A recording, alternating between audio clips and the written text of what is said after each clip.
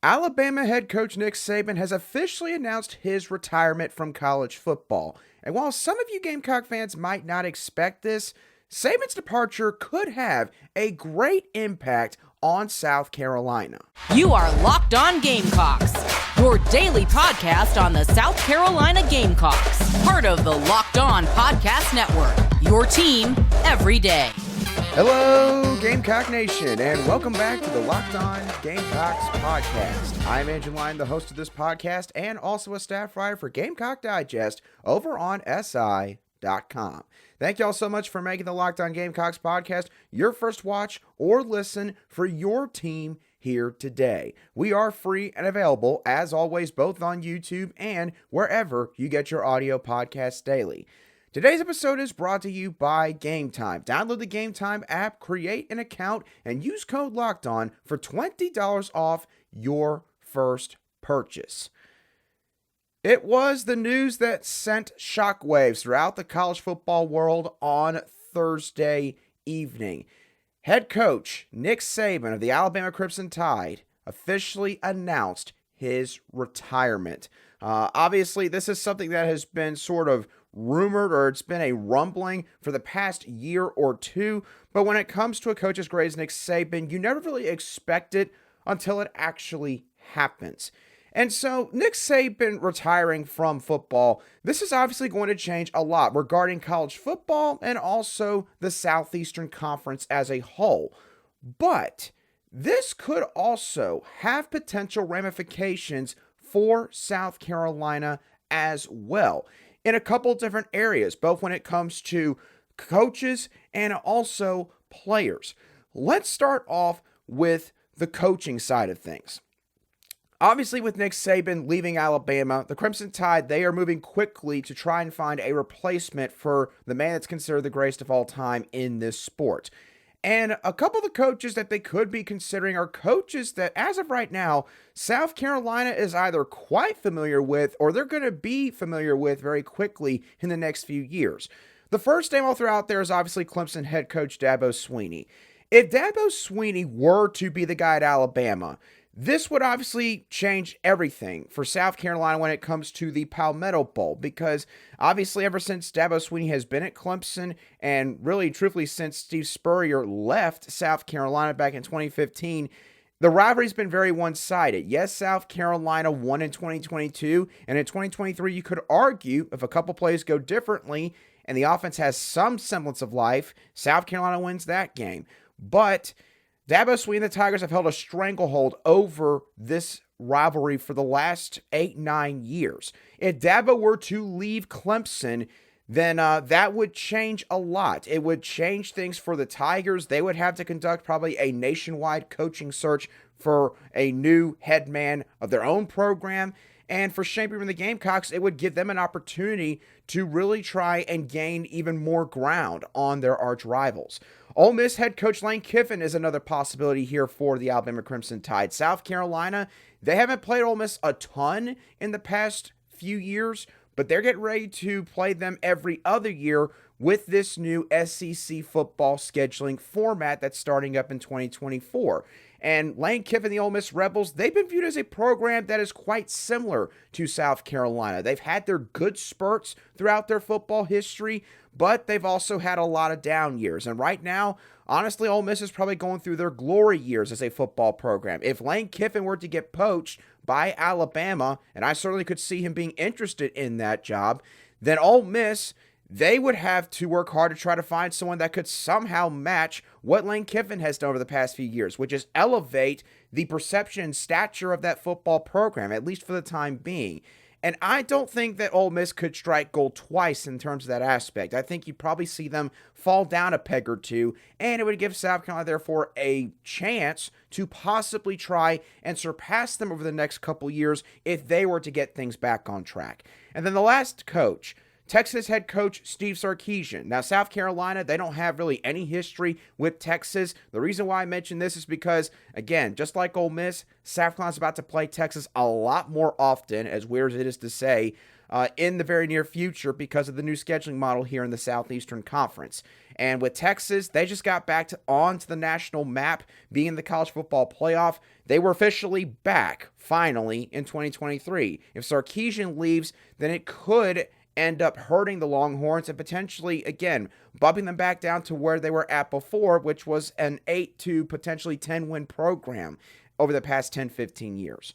Also, depending on who Alabama hires as their next head coach, they could end up looking at assistants that Shane Beamer used to work alongside, maybe at Georgia. And I say that because of how expansive Nick Saban's coaching tree is. And you have to imagine with the philosophy that Alabama is looking for in their new head coach, that they're probably going to try to stick with some of the same kind of guys in that aspect. And so, if that winds up being the case, the candidate pool for Shane Beamer, if he was looking for a certain assistant coach at a certain spot on his staff, it would be narrowed to a certain degree. It would see certain names scratched off the list if they were to go to Alabama.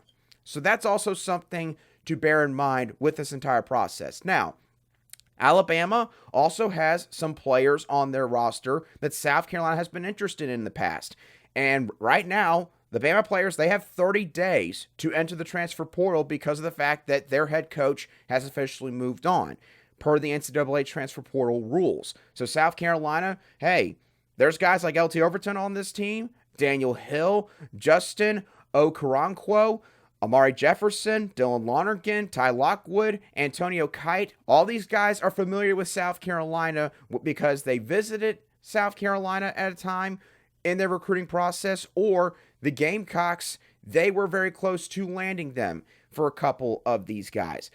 Now, admittedly, I think that's very unlikely that the majority of these guys go to South Carolina because, obviously, for one, South Carolina won't be the only team that's interested in some of these players, but also it's kind of depending on the situation, but they don't have a whole lot of room at this point with all the guys that they've already landed out of the transfer portal. The only guy that I think they could potentially go after is maybe an Amari Jefferson and Antonio Kite, because Jefferson, he played for former Gamecock Eric Kimry at the Baylor School in Tennessee, so they've got that connection there. Antonio Kite, he's the one guy that took an official visit to South Carolina, besides Dylan Lonergan, who I also mentioned earlier. So those two, potentially three guys, I could see a path where maybe they wind up in Columbia, but I don't think it's likely. So we'll just have to see which guys enter the portal and if South Carolina decides to pursue them once they enter the portal. And the last thing I will say real quickly, and this is kind of a given with Nick Saban retiring, but the path up the SEC ladder is a little bit easier now because Nick Saban is no longer here. Now, obviously, it's not like South Carolina's got a cakewalk at this point. Again, they're coming off a 5-7 season where they've got to show tremendous improvement in 2024. Shane Beamer's got to be able to adapt to a certain degree. And also, Kirby Smart, last time we all checked, is still the head coach at Georgia. And Georgia, essentially, right now is kind of the new Alabama in terms of their dominance and how much they've won over the past few seasons. So, again, it's easier, but it's not that much easier. And then you throw in the fact Texas and Oklahoma are joining the SEC, and it's not maybe quite as big of a deal in that regard as it would have been, say, 5, 6, 7 years ago if Nick Saban had retired then. But point being, you might not think that it's really the case, but depending on how all these dominoes fall, Nick Saban retiring from Alabama, it could have an effect on South Carolina when it comes to potential coaches in the future, maybe their own rivalry with Clemson if Dabo winds up being their guy. We're just going to have to see how everything plays out over there in Tuscaloosa. Now, Nick Saban was not the only football coach that left his respective school on Thursday, as South Carolina is going to lose Jody Wright to Murray State. So, what should our reaction be to this move, and what does this mean potentially regarding the reports surrounding James Coley being a potential assistant hire for Shane Beamer and the Gamecocks? We'll touch on all of that in just a few moments right here on Locked On Gamecocks.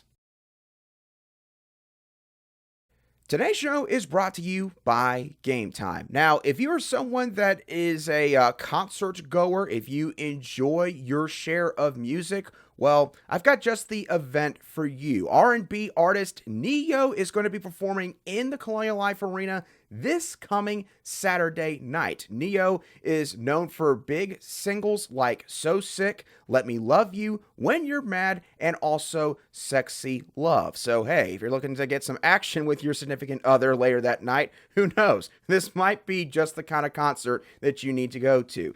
They've got good deals right now. You could get a lower bowl ticket for $122 in section 115. Good view of the stage. Or if you want to go a little bit cheaper, you could also go into the lower bowl and get $101 per each ticket that you buy. Either way, you're going to be able to take the guesswork out of buying tickets with Game Time. Download the Game Time app, create an account, and use code LOCKEDON for $20 off your first purchase. Terms do apply. Again, create an account and redeem code LOCKEDON, that's Locked On, for $20 off. Download Game Time today. Last minute tickets, lowest price, guaranteed. Welcome back to this Thursday edition of the Locked On Gamecocks podcast, where we cover your South Carolina Gamecocks every single day. And as always, a really big thank you to each and every one of you everydayers who make the Locked On Gamecocks podcast your daily watch on YouTube or your first listen wherever you get your audio podcast daily. It was reported on Thursday afternoon that South Carolina tight ends coach Jody Wright was officially moving on to Murray State, and I believe that the Racers actually even announced the move officially later on that same afternoon. And I will say, Jody Wright moving on to Murray State, I think that this is a win for both him and also South Carolina, because it's a clear sign that James Coley is set to join this staff potentially in that exact role. Now, first of all, I want to give y'all my quick opinion on Jody Wright going to Murray State. I'm very happy for Jody Wright. I've only had one interaction with Jody Wright since he's been at South Carolina, and that was at the Gamecocks Media Day event this past August. And Jody, he was as nice as could be when I was talking to him. He came across to me as a guy where, if you walk past him, going for a walk on the sidewalk, he's going to be sure to stop and say hello and, ask you how you're doing and how your family's doing. He comes across as a very genuine and very personable guy. So, Jody, I think he's definitely got the kind of personality that can attract college talent, that really fits the college game or potentially the high school game, where I think he got his start. His family has a lot of ties to high school football coaching in the state of Alabama. And so what I will say about this move for Jody in terms of the business side of things is he's going to have a little bit less pressure on him, because he will be dropping down a couple levels in terms of the level of competition that his program's going to be facing. And because he is the head coach, while yes, he does pretty much now oversee everything that's going on with Murray State's football program, he won't have to go out and recruit as much. He's not going to have to get out in a car and drive multiple hours one direction, then maybe another hour and a half another direction. He's not going to have to take a bunch of flights to go see people. Not as much as he would have to if he was a position coach. And I think that means that, of course, he's going to be able to spend more time with his family, and it's just going to be maybe a healthier situation in that regard, even if it means, again, you're going down to the Missouri Valley Conference, which is, I believe, the conference that Murray State resides in, and you're taking maybe a bit of a pay cut. Either way, at the end of the day, what matters is that you're happy. So I think that for Jody, that this is the kind of move that's going to ensure that. And so I'm really happy for him in that sense. It does also kind of feel like that this was a move where, Jody was told to look around to a certain degree. And of course, I could be completely wrong on that. And maybe Jody, he was kind of eyeballing one of these kind of jobs before the season even began. But, when you look back at Eric Kemery and how he left South Carolina, he had been a high school head coach for a very long time over at the Hammond School here in Columbia. And then he went to South Carolina as the tight ends coach for one season, then immediately took that job at the Baylor School, which I believe is a boarding school up in Chattanooga, Tennessee, but pays a lot of money, actually kids on campus, so on and so forth. You get the point. I don't think it's quite an apples-to-apples comparison there, because Jody had been in the college game for at least a pretty good while, but he did split up his time between being in the football office, being a personnel guy, and then being an on-field assistant coach for that school. So I could kind of see it being one way or the other. But again, this is where I think it's a win-win for both, because now James Coley, if he is going to be officially hired by South Carolina, which again, it seems like that pretty much everything's lined up for that to happen. It just hasn't been announced yet. But that would be a big deal for South Carolina, getting him on their staff. I talked about it on the Wednesday show more specifically, so if you want to go back and check all that out, basically, the guy's an ace recruiter, ton of experience in the SEC, and so South Carolina can afford to just slide him right on into that tight end coaching position, while Jody Wright, again, gets to go into a situation where I think he won't have quite as much pressure on him when it comes to the amount of responsibilities that are going to be on him. And again, that's not to say that he has no pressure, but obviously with college football and the way it is right now, with recruiting, the transfer portal, the amount of time and energy that you have to spend when it comes to all of your job duties, you could see why, maybe a guy like Jody Wright would want to maybe just go down a level or two in this instance. So that's why I think this is a win-win for both Jody Wright and South Carolina's football coaching staff. And while South Carolina continues to wait for the potential announcement that James Coley is going to join South Carolina's football program in official capacity, you no longer have to wait when it comes to transfer portal quarterbacks, because South Carolina has finally landed one. They secured a commitment on Thursday evening. So, who was the quarterback, and why could this be a really good move for Shane Beamer and the Gamecocks in multiple different ways? We'll dive into all of that in just a couple moments right here on Locked On Gamecocks. Today's show is also brought to you by FanDuel. Now, the NFL regular season has officially wrapped up, but there's still time to get in on the action with FanDuel, America's #1 sportsbook, during the NFL playoffs. Right now, new customers can get $150 in bonus bets guaranteed when you place a $5 bet. That's $150 in bonus bets, whether you win or you lose. It's a pretty good deal right there. There's a plethora of wild card games taking place this weekend in the NFL, and an intriguing one is the Los Angeles Rams taking on the Detroit Lions up there in Michigan. Matthew Stafford is playing his old team, and Jared Goff is also playing his old team. And the over-under for this matchup is set at 51.5 points. That's the highest over-under out of all these wild card matchups this weekend, and I think it comes for good reason, as both offenses rank in the top 11 in the NFL in overall yardage. So, whether you're interested in maybe betting on that over-under, or you want to check out some of these other games, the FanDuel app is easy to use, and you can bet on anything from spreads to player props, over-unders, and more. So visit FanDuel.com/lockedon and make your first bet a layup with FanDuel, an official partner of the NFL. Welcome back to today's edition of the Locked On Gamecocks podcast, where we cover your team every single day in just 30 minutes. South Carolina finally landed a transfer quarterback on Thursday evening, and that transfer quarterback was Oklahoma transfer David Beville. Now, the Gamecocks move here, getting David Beville out of the portal, this could be a potential 4D chess level type move by Shane Beamer and this staff. And I'll explain why in just a moment, but before I do, some quick background information on David Beville, because you might be wondering, who the heck is he and what could he bring? Well, Beville has played 5 years of college ball, so he's going into his 6th season in the 2024 year. He played 3 years at Pitt before playing the last 2 seasons over at Oklahoma, and during that time period, he completed 37 of his 62 pass attempts for 339 yards, 1 touchdown, and 2 interceptions, and he's also listed at 6'6", 226 pounds, so pretty big dude, definitely has the size to play at the Power 4 level, and he does have some experience, which is notable considering the current lack of experience that South Carolina's quarterback room has. Now, I will say, I don't think he's competing with Lenore Sellers for the starting quarterback job. I don't think that that's happening.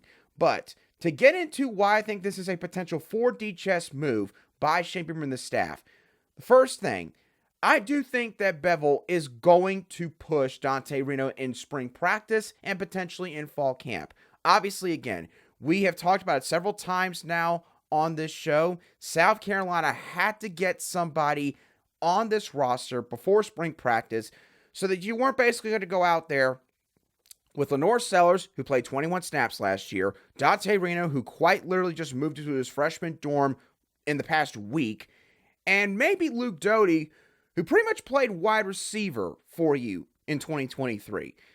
You did not want to find yourself in that situation. So, bringing in a guy like David Beville now means that you probably don't have to move Luke Doty over to quarterback if you really don't want to, and Dante Reno now has an experienced guy alongside him that is going to push him. A guy that, again, has been a part of a lot of football in his college career.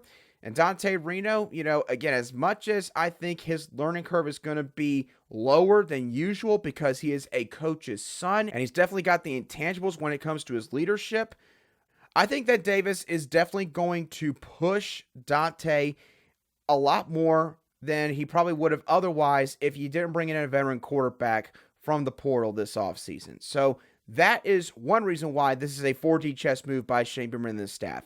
Second reason, Davis could help South Carolina when it comes to exchanging information about his old team in the Oklahoma Sooners.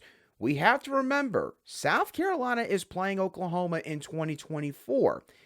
And so this is where this move really gets a lot more intriguing because, obviously, when a coach goes from one place to another, typically they take with them information if they are playing or facing their old team that very next season. We all saw that in a negative way for South Carolina last year when they played North Carolina because Freddie Kitchens, when he was interviewed after that game, he pretty much made it clear that he shared information with that staff and probably with some of the players. He tried to basically hide that, but didn't do a very good job of it. He did not have a poker face, to say the least. So it definitely happens with coaches. At the same time, it can also happen with players, particularly a quarterback in Davis Beville, who has spent the last 2 years there as a part of Brent Venables' program at Oklahoma. So Davis Beville is going to be able to tell you some things about some of their personnel, some guys' strengths and weaknesses, but he might not be able to help you a lot in terms of schematics because Ted Roof, I believe, was the defensive coordinator for Oklahoma, but they've parted ways with him this offseason. And offensive coordinator Jeff Lebby, he went and took the head coaching gig at Mississippi State earlier this offseason. Either way, though, it is going to help you, even if it's just a little bit in certain areas that maybe we all don't notice when the game takes place this next season. One last reason why this is a potential 4D chess move by Shane Beamer. Davis Beville is a South Carolina native. Left that all the way up to this point to really emphasize this. He played at Greenville High School, so South Carolina now has 3 former Red Raiders on their roster, building a pipeline, slowly but surely it seems like, with Greenville High School. So Shane Beamer, he continues to show that he prioritizes kids from the state of South Carolina. That matters a lot. These high school football coaches, they want you to show that you care about their kids, that you're going to give them attention. They want to see that. Shane Beamer and the Gamecocks continue to do that. They're going to like this kind of move, and it's going to earn them more favor in certain coaching circles within this state. That stuff matters when you have a class like the 2024 class for South Carolina that pumped out a ton of Power 4 level and, in certain cases, SEC level talent. So it helps you in recruiting as well. This is going to be good for competition in that quarterback room, particularly with the backups. This is going to be good when it comes to potentially getting some information about a future opponent of yours in 2024. You'll take anything you can get right now. And this is going to help you in terms of recruiting because head coaches at the high school ranks in this state, this will catch their attention. All of that backs up the notion that South Carolina landing Davis Beville out of the portal, yes, it might not make you do a bunch of cartwheels in terms of maybe the talent or the potential that he has long-term for this program, but it does offer a lot of benefits in multiple different areas. With that being said, that's going to do it for today's edition of the Locked On Gamecocks podcast. Hope that y'all thoroughly enjoyed today's show. As always, what are y'all's thoughts on Nick Saban's retirement? Do you think that it's going to have any impact on South Carolina's football program, or do you think it will have no impact? What are your thoughts on Jody Wright leaving to take the head coaching gig at Murray State, and what it might mean for James Coley potentially joining this football staff? And lastly, what are your opinions on the Gamecocks landing transfer QB David Beville out of Oklahoma? Let me know your thoughts down below in the comments section if you watch today's show on YouTube, or you can shoot me a direct message on X at @aline_SC if you listen to today's show on an audio podcast app. But as always, thank y'all so much for tuning in. Have a great rest of your Thursday, and I'll be sure to catch y'all on the next show of the Locked On Gamecocks podcast.